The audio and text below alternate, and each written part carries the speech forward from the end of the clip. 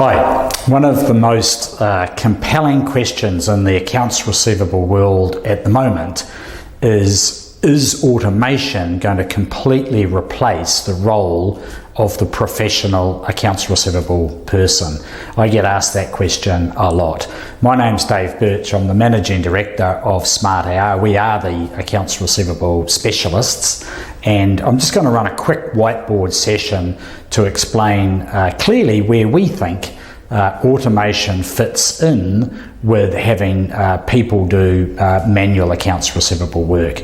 If you can just imagine for a moment a spectrum from low intimacy in terms of the relationship you have with your provider. So down this end, you might have providers like the council for a dog registration, or perhaps a teleco for a telecommunications bill.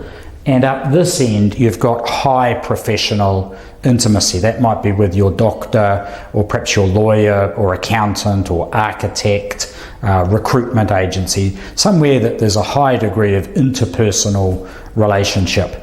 Well, similarly, so bills range in size from small bills to larger bills. And generally speaking, we believe that automation probably better suits this end of the spectrum as opposed to this end.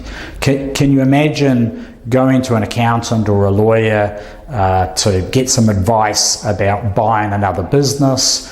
There's several meetings involved. It culminates in a bill for maybe $20,000, and then you get a reminder to pay as a text message to your phone. It's a little bit like receiving champagne in a beer mug. It's just not resonating with their professional brand. So if you do go overdue paying those professional service fees, it's much better to have a person phone up and inquire whether you got the bill, whether there was anything in dispute, and to talk about the payment options available to you. So typically speaking, we think that somewhere down this end of the spectrum, you've always got a person involved. Down this end, often the bills aren't big enough to have people involved. Think of your teleco bills that are largely collected by monthly direct debits. The role of the accounts receivable person, and the people who do that really well, is not to get you paid. That is a function and an outcome of them doing their job well. Their role is to triage all of the overdue clients into the ones that can pay, the ones that can't pay, and the ones that won't pay. So take that large bill from the professional service firm. You can have some automation in terms of click to pay, perhaps payment options available on your website. So automation does fit there, especially for the folks that can pay, because you want to make it seamless and frictionless for them to pay you. However, for the folks that can't pay, really you need a person to crystallise that and to talk about alternate payment options if they're required. People that can't pay, they're often the ones that perhaps duck and dive a little bit, and then they start to become older and older in your accounts receivable. So best to get onto them early, and the best way to do that cost efficiently is with a person.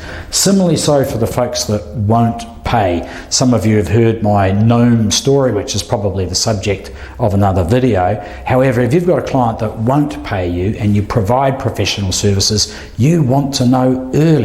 You don't want to bombard them with emails, text messages, automated follow-ups.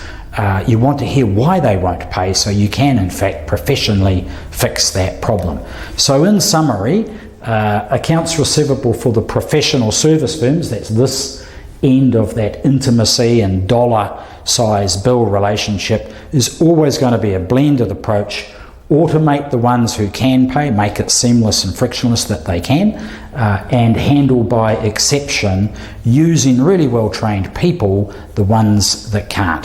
Hopefully that's a bit clearer for you now. It's not one or the other. A blended solution is what works best. If you need any more guidance around that, please don't hesitate to contact myself or one of my team. We'd love to help you. Thank you.